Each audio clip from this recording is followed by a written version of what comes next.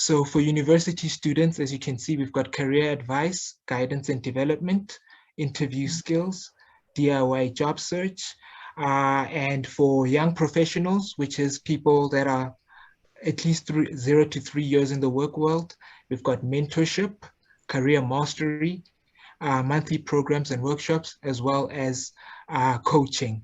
And so for full-time students, it's only 150 Rand a year. And then for young professionals, which is 25 years and older, it's 250 Rand a year for a membership. Next slide, please.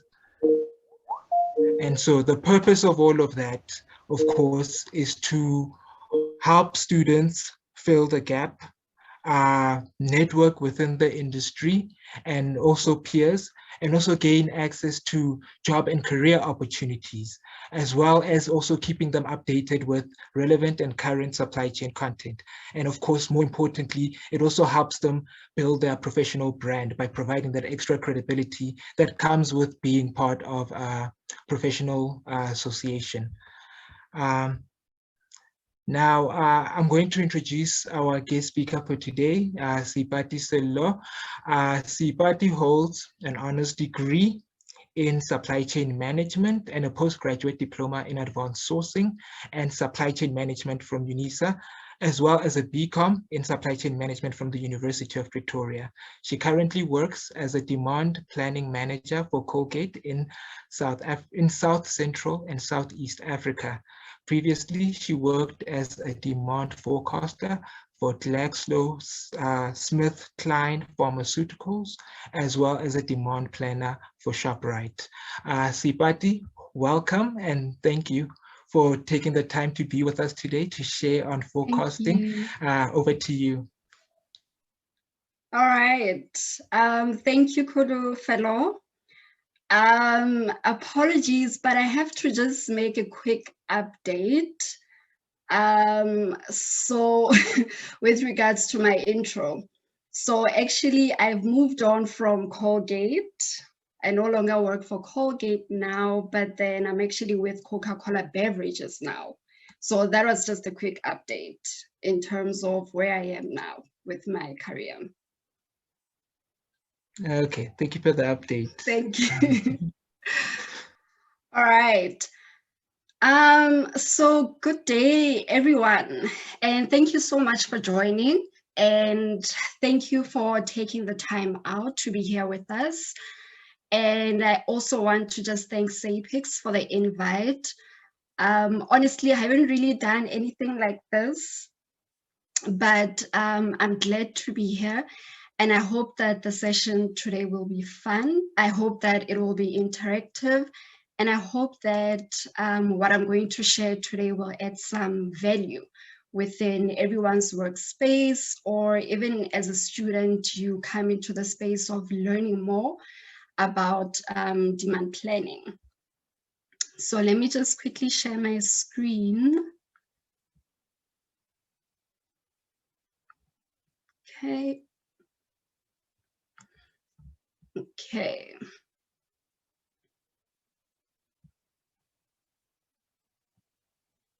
Can everyone see my screen? Is it okay? Yep, you can see it. Yep. Awesome. Okay, so for today, I think that we are tackling a very interesting topic, right? Improving focused accuracy. I think for all of us, it's a very challenging dimension within our organizations and within our businesses. And simply because with focused accuracy, or specifically with focusing, right, it touches on so many points within the business. So, because if we look at just the overall process of focusing, right, because if you think about it, we're building a consensus demand plan or a consensus focused. That means that it's one or two more parties agreeing to a final alignment of the numbers that will be loading and that the rest of the business will be working on. So overall, it still continues to be a challenge for a lot of the demand planners, for a lot of organizations within the business. So I'm hoping that what I'm going to be sharing today will be able to assist and will hopefully add some value.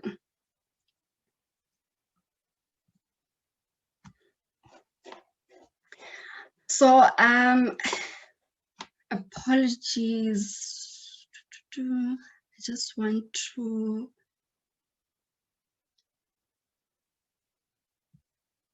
just do this, sorry.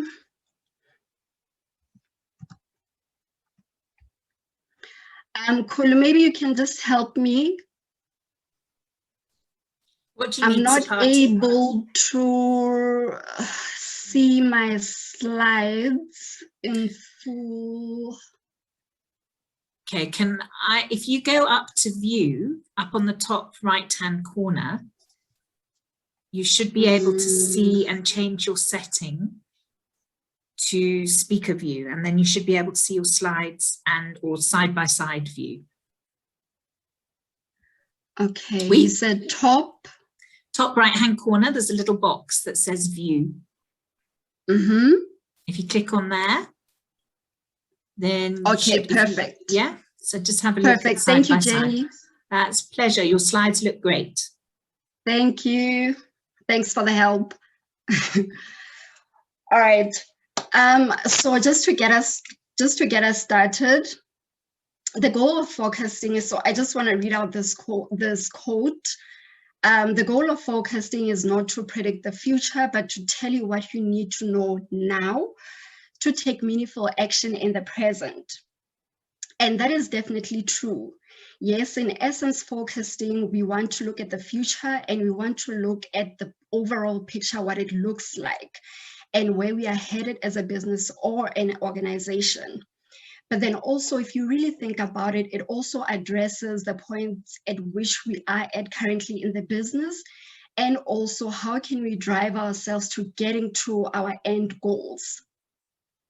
And really today, that's the touch points that I want to share and that I would really, really like to hopefully add value on. So when you look through at focus accuracy, just simple definition of it is that it's just a measure of deviation or the difference between our plan and actual. And really what we're trying to get to is the lower the deviation, then the greater the accuracy. And when we look at improving at our focus accuracy, essentially we want to look at what is it that we don't know that we want to know. Right? We want to look at the place of our errors and hopefully be able to decrease them so that we can get to a closer, more accurate, more concise number for our business. And any measure of accuracy by nature will be biased because of the human element. So if you do get a bias within your focus accuracy, honestly, it's not really the end of the world, but obviously we want to be able to decrease those biases within our focused accuracy, because often our biases will tell us, right, at which point are we not focusing correctly. It can either be we over-focusing or we under-focusing our plans. So why do we want to measure focus accuracy within our businesses? And I think this takes us back to understanding our overall business objectives or our strategy, right? If as an individual, you can just start at that basis. What is our strategy as a business that we're trying to achieve, or what are our objectives that we're trying to achieve? And in essence, focus accuracy, you'll find that it touches on so many points within our strategy. We want to drive accountability within our consensus focused. We want to be able to not necessarily always something that just falls on the demand planner's shoulders, because it's a consensus. It's different parties that come together and we agree that this is going to be our focus for the business. We want to be able to manage inventory levels. That is very key, because We want to be able to carry the right stock at any point in time so that we're able to service our customers or our consumers. We don't want to be getting the wrong levels where we're carrying either excess stock or we are running out of stock. And we want a record of potential opportunities and risks, right? We want to be able to point out at any time in the business where we're having potential risks. In certain cases, this might be able to tell a story that, you know what, we're not able to achieve our focus because our sales teams are maybe too optimistic and we're not going to get to the number. And if we're not going to be able to get to the number, maybe we have an opportunity at another place. So maybe let's have a look at that. And also to benchmark against other companies. What are other companies doing within your same industry as well? And if you can get, I would say, a sense of what other companies are doing, then it kind of gives you a bit of a direction as to whether is my focus accuracy okay, am I doing okay or not. And honestly, for me, in my experience, I would say that there is not really a definite number or a percentage of focus accuracy which you can say this is the right one or this is the wrong one. But what we are trying to achieve is to get as close to the number as possible and as close to reality as possible.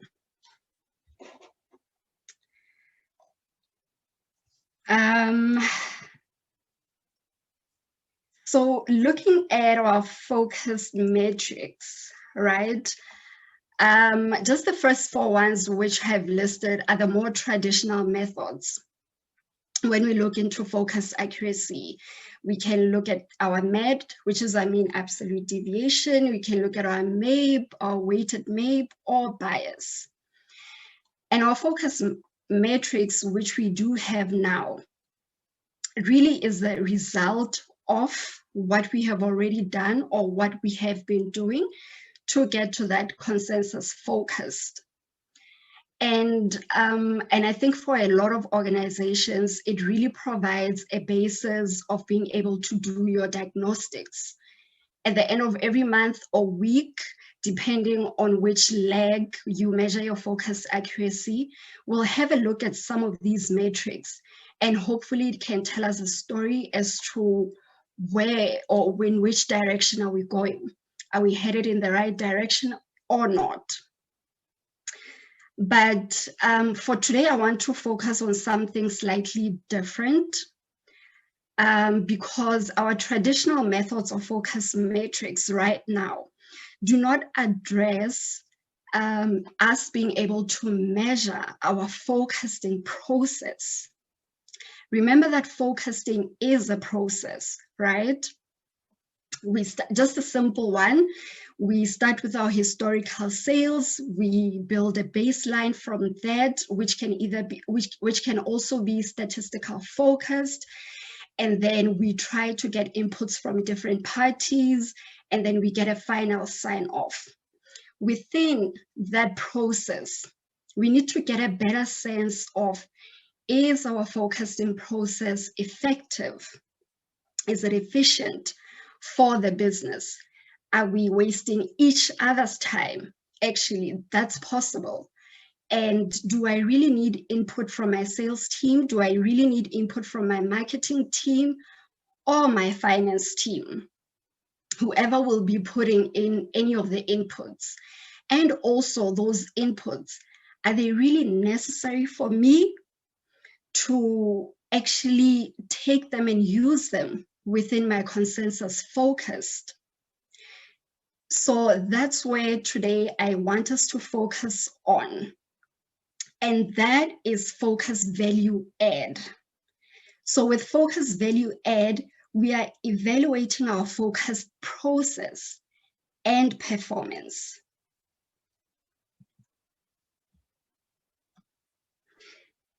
So as mentioned earlier, focusing is a process of layering the varied inputs from a collective group, which are collaborating to reach a consensus objective. So below is just rather more general or a generic process of focusing. So you can see that there's different steps which is involved, there's different people that are involved. And think about it as a demand planner in your space. At which part do you feel that you are responsible and accountable for? It is a KPI that sits with you. It is an objective that sits with you, right? But then now, as soon as we involve other people, other inputs in the process, then where does your accountability really lie, right?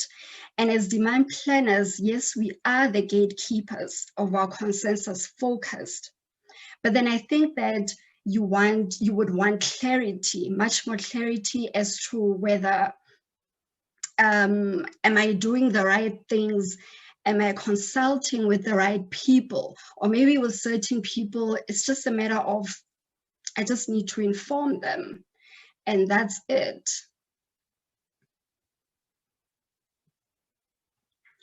So focus value add is a metric for evaluating our performance of each step, each participant in the forecasting process.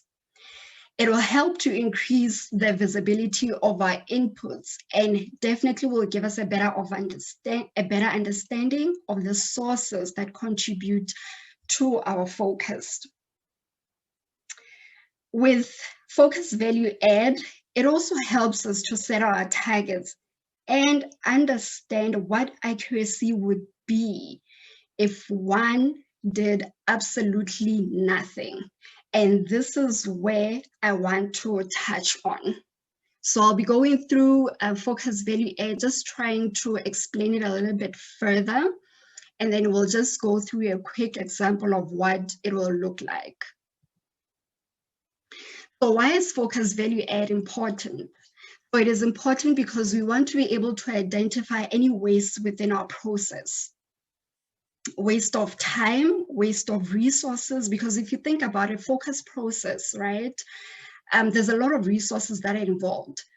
The software, and if you think about that's a lot of investment for the organization to put in. People's time as well. If, for instance, a sales team does not even need to be involved within the focusing process, for them, it gives them a bit of a breather, right? They're able to rather participate in other key, I would say, key functions for them.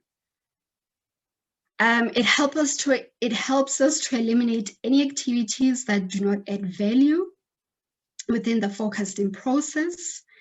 It helps us to redirect those resources where it is more beneficial, and it can also become a training tool for our business partners. And as we go through that, as we go through the slides, I'll be able to share a little bit more on that. So how does focus value work, right? So as a step-by-step process, remember I said that focus value add is all about measuring the efficiency and effectiveness of our focusing process. So the first step will definitely be, we need to map out our focusing process, identify all the steps that are involved, all the participants that are involved in the focusing process, map it out, put it out, and make sure that whoever or whatever step that you are putting in, it is actually what you are doing right now in the business, because we want to measure what's actually happening currently. Second step, we'll begin to collect our data. So the data is the focus that is collected from each participant, and that is including the focusing analyst or a demand planner as well. The third step, will analyze our results, and in that case, we can use any of our traditional focus metrics to do that.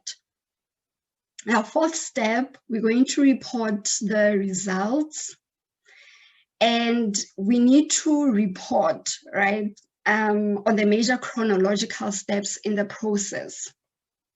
And also when you report on the results, make it as clear as possible, because remember, you'll be reporting these results to the wider business, to everyone who's involved in your forecasting process, because they need to understand and be very clear whether they are adding value or not within your forecasting process. Whether are they making your forecast accuracy better, or are they making it worse? Step number 5, interpreting the results, right? I think it can be easy to jump to conclusions, especially if, let's say, you've just been doing this, let's say, for the last 3 months or so. But we need to get a trend of what the results are, at least for a longer period of time. In that way, even when you present these results to your team, you'll be able to see certain patterns, right?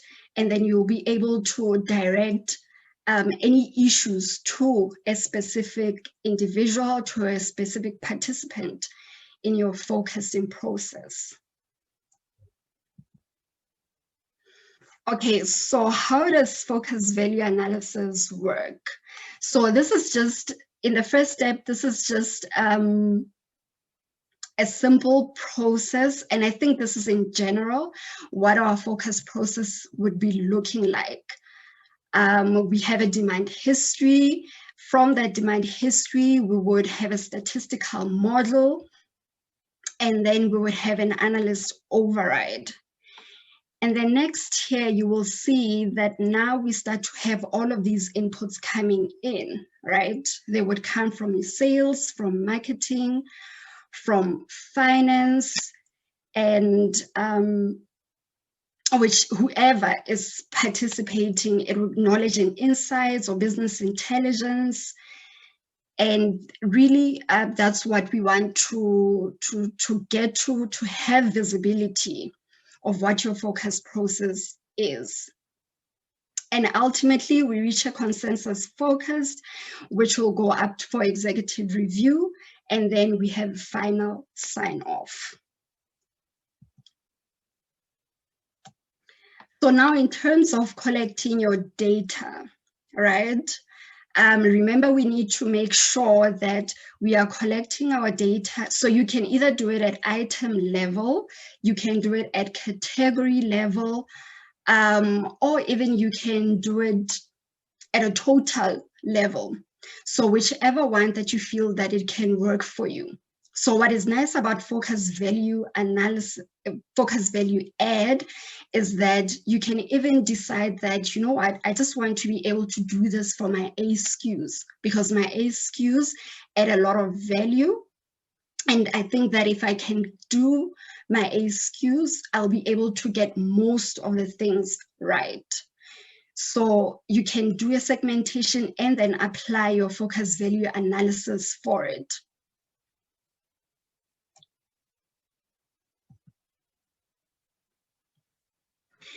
And then now we want to analyze our data, right?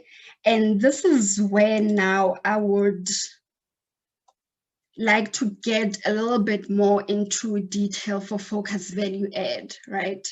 So when we talk about focus value add, we always need a basis where we're going to start from. And that is what we call a naive focused. So what a naive focused is, it just says that we want a focus where there's very little effort that is put in, and there hasn't been a lot of interference with the focused. So it can be something as simple as a random walk. So for instance, we're just taking our last history and then we're going to apply it for our focus within the next month or year and so forth. Second one, we can use our seasonality walk. Basically what you're doing, you're just taking your history and then you're just plugging it in for the next months. So whatever you sold, let's say last year in January, will be your focused this year for January. So it will be month on month alike. Or we can use a 12-month moving average. And so that's what we need to understand about when we build focus value add at the basis, is that it needs to be something that is purely simple. And that is where we want to start from, right? So that we know that if, for instance, let's say your role did not exist within the business as a demand planner, think about what would the business be using as their baseline. In some organizations, they will probably be using their, in some organizations, they would probably be using their financial focus or their budgeting plan. In some organizations, they would probably be just using last year's historical sales and then just applying like a 10% growth. Or taking that budget planning process into account and say that, you know what, this is going to be our focus for this year. So that is the baseline that you really need to think about. That it needs to be something that is very, very simple and something that will be easy for you to put together. So with focus value add, it just expresses the result of doing something versus not doing anything. And that is what our naive focus is. Because we want to, remember, we want to understand where are we adding value, at which points within our steps are we adding value or not. So naive focus will be our baseline where we start from.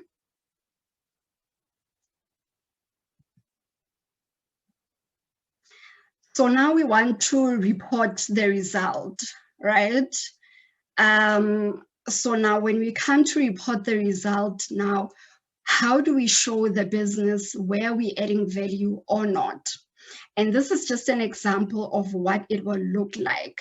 So here, I used MAPE as the focused matrix. Let me see here. Yes, so I use MAPE as the focus matrix, right? So with the naive focus, we're saying that we achieved a 50% MAPE versus our actuals. Now, as soon as we laid that naive focus with statistical, our MAPE decreased to 45%. So then that means we are able to add value from a statistical point of view by 5%. That means we're able to decrease our error by 5%. So now there's an override, right? As a demand planner, now you start to manually, maybe, you start to fix and you want to override something because you know that maybe that one won't be right because I know maybe within my focus, that number won't be possible. And this may come from maybe constraints which you know currently exist within the business. So you override your naive focused. And what you see happening is that now your MAPE starts to decrease now to 40%. That means you have added a value of 10%. You were able to decrease your MAPE by 10%. Now we build a consensus focus. This is where now we building all our inputs from all the different participants, from all the different parties. Now our MAPE is decreasing to 35%. I was able to add a value of 15%. So remember, these are just the differences from our naive focused, right? But now the final focused that has been approved, that has been signed off, gives me a MAPE of 40%. that means I was only able to add a value of 10%, right?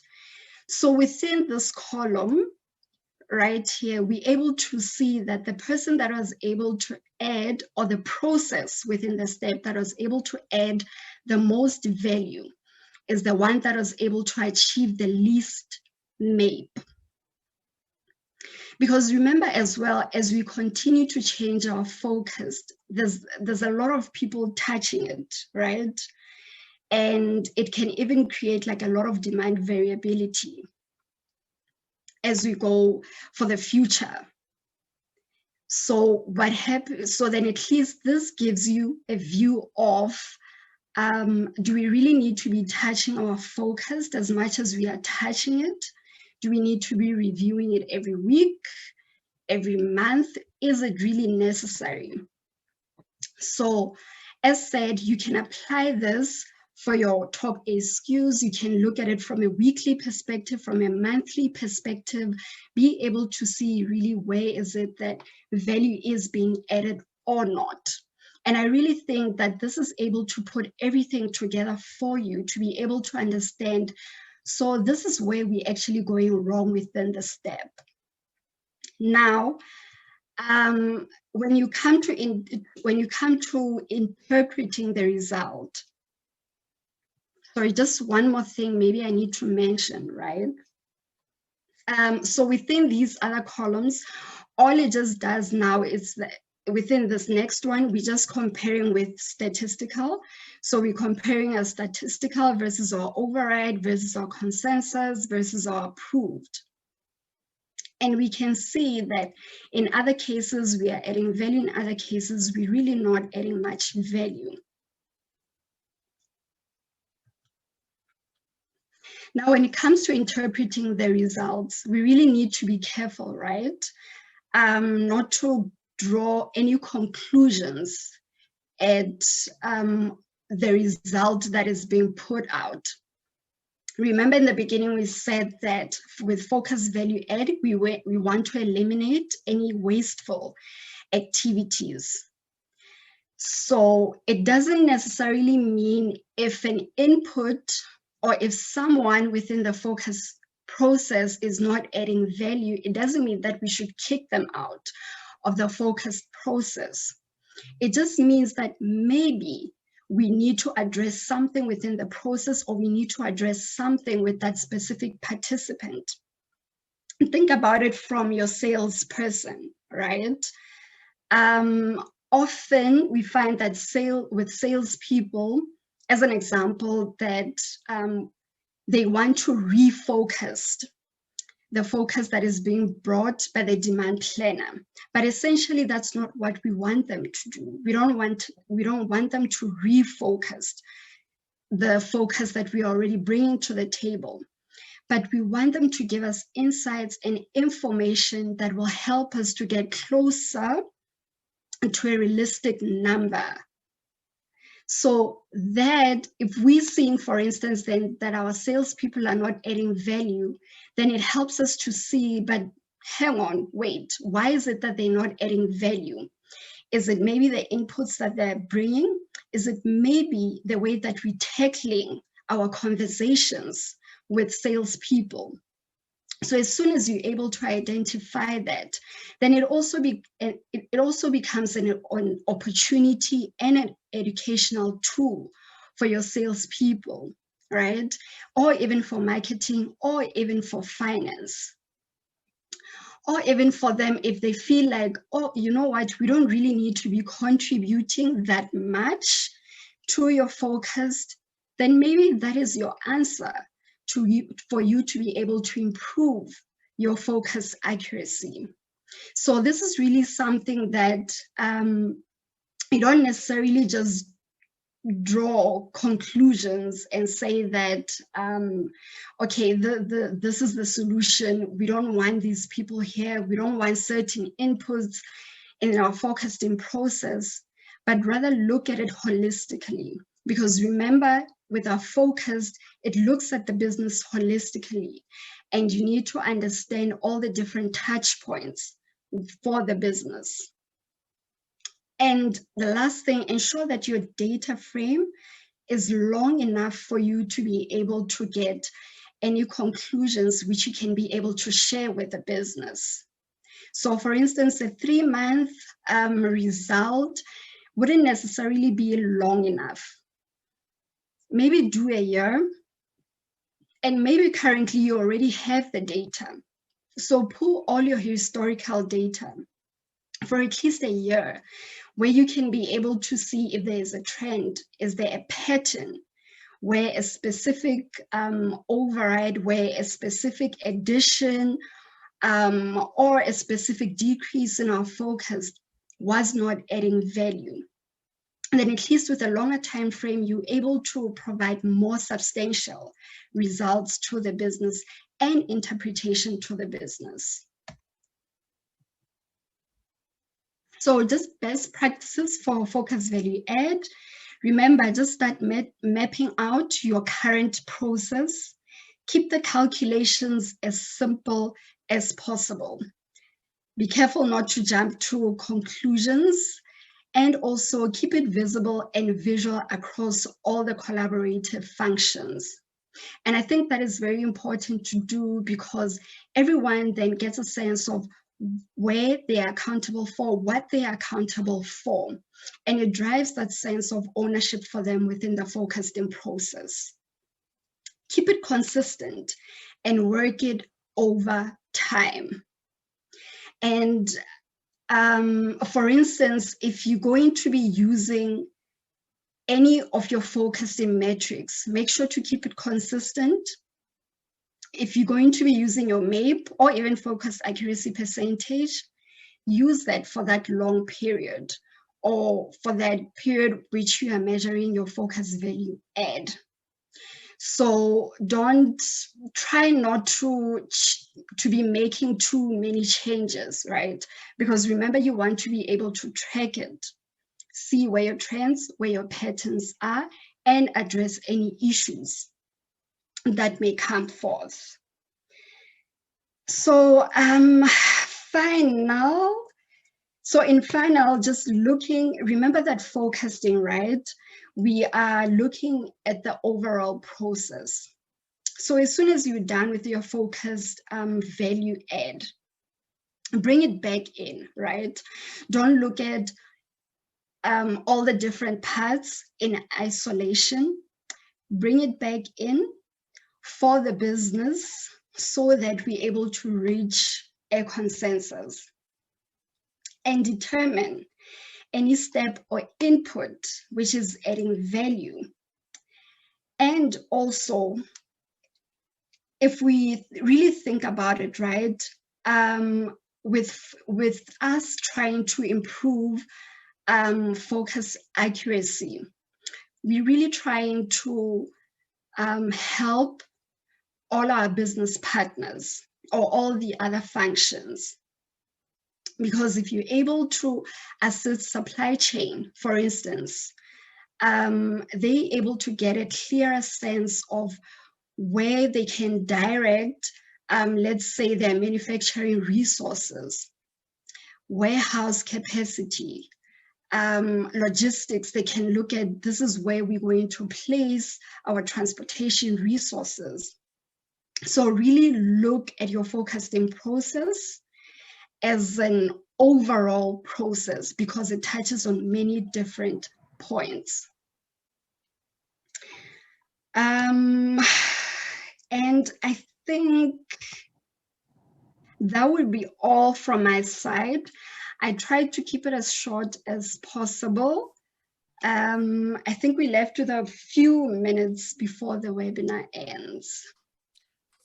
All I can say is that if all speakers were as good as you at timekeeping, our job would be so much less stressful. So thank you very, very, very much for that. It was, you know, I now understand when I go into a shop and I complain because they don't have my size, or the ATM doesn't have any cash, or there's not the right food on the shelf. I now understand the science behind getting all those things to the right place at the right time. I have a question for you. I'm being very greedy, and it's my prerogative because I'm in charge of asking the questions. But why did you choose this specific field in supply chain management to make your focus? Okay, interesting question, because so when I left varsity to join Shoprite, that was my first place of work. Went through the normal grad program, and where I landed up was within the space of demand planning. For me, I always believe that I didn't choose demand planning. I always think that it chose me, because really I didn't know anything about demand planning until I got to my first job, and I was like, oh, this seems interesting. What is it? And also there was nowhere else they could place me. So I ended up in demand planning, but fortunately I've grown to love it, sometimes not so much, because I think maybe for some of the participants that may be in demand planning, they will understand how frustrating it can get sometimes, but also there's that rewarding aspect of it, to know that at the end of the day, I'm helping, I'm collaborating, I'm learning all the other parts of the business. Yeah, and I love that. Thank you for that answer. But I loved that as an example, that you brought in sales and marketing and finance, because so often those are almost the forgotten parts of the supply chain, and people don't remember that every action has a reaction almost, and that these units all have to work together and not in their silos. So, well done on spotting that. And Gwen commented that I doubt whether there is a normal day for demand planners, but her question is, what does it look like? And I imagine that the headaches are numerous. Definitely, right? No day is the same for a demand planner. We always joke with our manager that, you know what, the space that we are in, it almost feels like there's so many people that want some bit of you, right? Because of you work with so many people. And with each one, I think where it gets very challenging is that with each function or with each person that you're collaborating with, they believe they're right. And even I, as a demand planner, I believe that I'm right. And it's always getting to that point of, so where is the point where we compromise? Where is the point where we reach some sort of agreement, or where we can agree to disagree, basically? Brilliant. But it's challenging, but also very fruitful, I would say. And also what I like about demand planning is all the different personalities as well that you get to work with. Everyone is different, sales, marketing, finance, and everyone's thinking is different.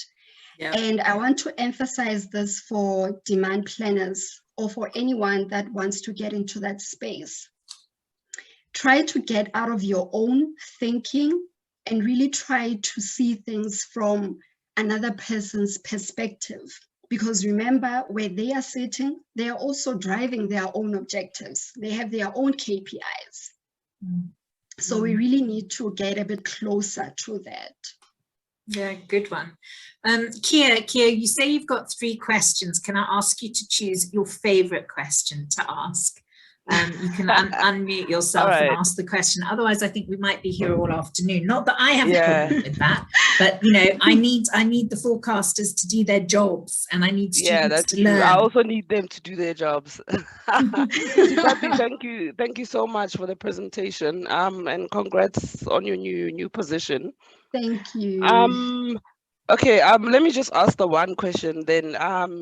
Regarding the current supply issues that we're facing now, obviously in terms of COVID and all those kind of situations, in terms of forecasting, what's changed? What are you guys now looking at? What factors are you looking at more than you would have prior to COVID, you know?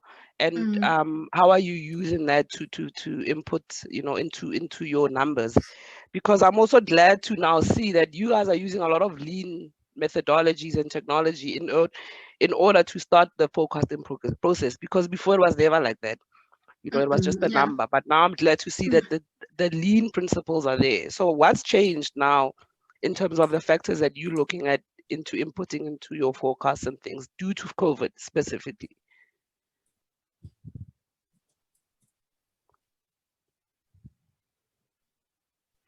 Am I jammed? Big Or question.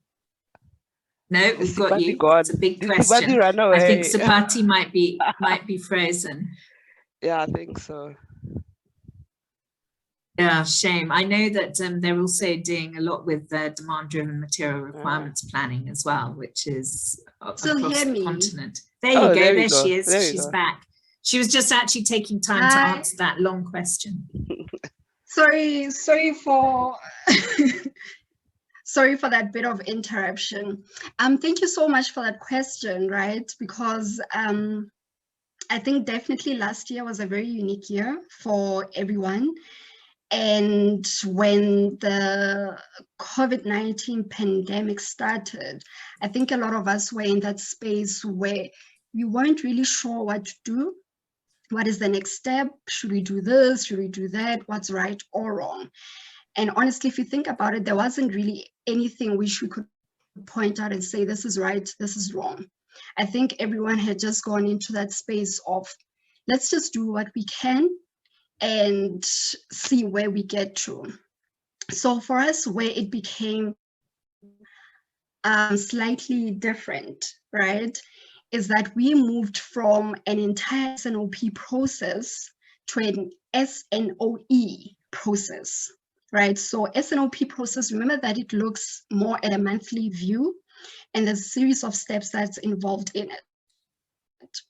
So with an SNOE, which is sales and operations execution, the timing is very short, right? So now we had to go from monthly to weekly buckets.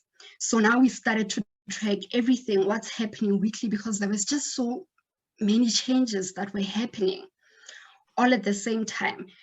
We needed to bring in more people to be able to understand where are we within, let's say, our supply chain, where are we within our sales planning, where are we with our finances, and even procurement as well. So for us, what we saw is that we connected a bit more than previously, and which really, really helped. And we actually continuing with that process even now, because we're not really out of the woods as yet, right? And then within our forecasting process, same thing. We moved from monthly views to weekly buckets. And I know that it's a bit more, how can I say it? It increases our demand variability, right? Because now when we're continuously changing our focused week on week, it even disrupts our supply chain. But at least that it gave us a better sense of where we are. And I think, yeah, that's what we were doing. Yeah, it's a great answer. Is that That is I perfect. think that's a good Thanks. answer. Yeah. That's what I expected to hear. Yeah. Thanks, Thank you, Kia. Seipati. That's great. Thank you, Kira. Okay, for those of you who need to leave, then obviously we understand. For those of you who want a little bit more, we've still got 3-4 minutes, I think. So I've got 2 quick questions. I hope they're quick. The first one is from... Thanks, Eddie. The first one is from Fidel, and it sort of answers one I was going to ask as well. You mentioned ensure your data frame is long enough. What do you consider as long? And does it depend on the industry one is in? You've obviously had a lot of experience in different industries. Does it depend on the industry that one is in? So definitely yes. it does.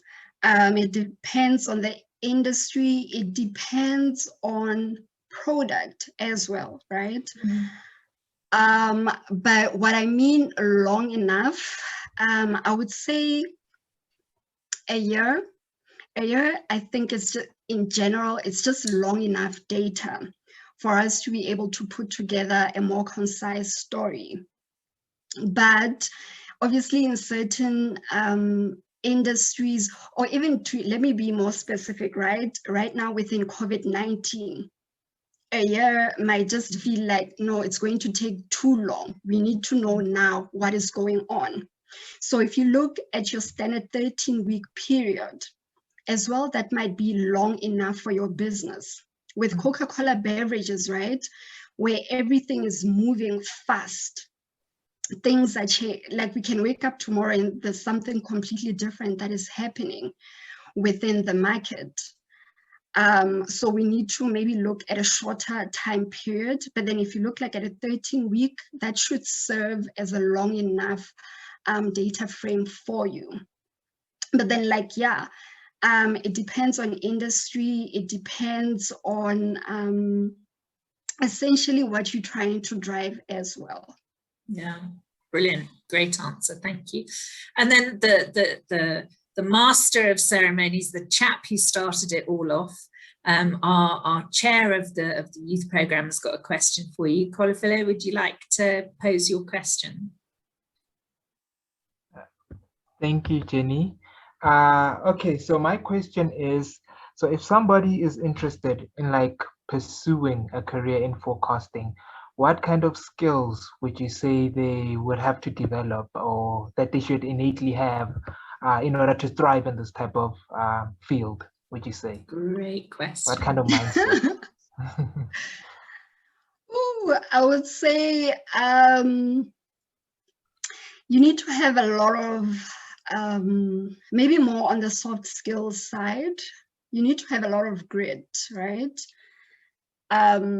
It's not an easy field to be in. I think previously, as I mentioned, it's not easy working with a lot of people that even also at some point they always pointing out to you. Sometimes they're pointing out to you for solutions. People want solutions. Sometimes they're pointing out to you as the person that made the mistake. So you need a lot of grit, you need to have a lot of persistence, a lot of patience. And also you need to have, I would say, be a person that is open-minded, right? Be very open-minded, be able to listen to people and not necessarily listen to just respond, but taking people's insight and try to view it from their perspective. From a more technical skill side, definitely you need to have analytical skills. You need to be able to look at your data and tell a story from it. I find that with us demand planners, sometimes we're good at putting data together, graphs and whatnot, but then we're not able to tell the story to our other counterparts or our business partners. So be able, even as in essence, you're able to analyze, put your data together, be able to tell a story, and one that gets to the point as well. But yeah, that's what I would say. Well done. Yeah. How's that for an answer, Kolofelo? Excellent. Thank you. Yeah, I think that's really summed it up so nicely. And, you know, to the point, I think your timing again has been excellent. Your answers have been really concise and factual. And you've still got a lot of people that have hung around to hear what you have to say. And Kolofelo, your intro was terrific. And I'm just really excited for the role that you're playing in this youth program. So I'd like to say a really huge and heartfelt thanks to you, Seipati, for bringing your professionalism, your sense of humor, your experience and everything to this. We need people like you to give back and to share and to encourage people to join this incredible, diverse profession that so many of us are really passionate about, because, you know, at the end of the day, it's all you people who keep the world turning. And we've seen that. And the fact that supply chain management is now, I said to someone the other day, I actually liked it better when every time I switched on the radio or the television, people weren't talking about supply chain management. Now I just realized what a huge job we've got to make people really, really understand what it's all about. But with this sort of audience and someone like you and someone like Kolofelo, I think our future is really in good hands. So thank you very, very much. And we look forward to the next one. Thank you, Jenny, so much. And thank you to everyone. And I think this is really a great initiative. Yeah, I almost wish that when I was in varsity, we had something like this, eh? But this is really great, yeah. Brilliant, thank you. Well, to those of you still here, we've got some really exciting ones coming up in June and July. We're going to touch on SCORE. We've got Village Reach, which is an amazing organization that's going to be talking about their efforts in last mile delivery of medications around Africa, and all sorts of things that are coming up for the rest of the year. So if you want to know more about membership, more about SAPICS, you just have to Google us, look at your email, talk to Elaine, talk to Caden, talk to Claire, talk to me, talk to Kolofelo. We're all here to help you and bring you into this community. It's an investment in yourself, and it's an investment in your future and your career. So, you know, it's not, sometimes it is not what you know, it's who you know, but in this instance, it's what you know and who you know. So on that note, I'll leave you all to get back to the rest of the day and keep the world turning and keep learning. Thanks again. Bye, everyone. Thank you. Thank you. Bye-bye. Thank you. Bye.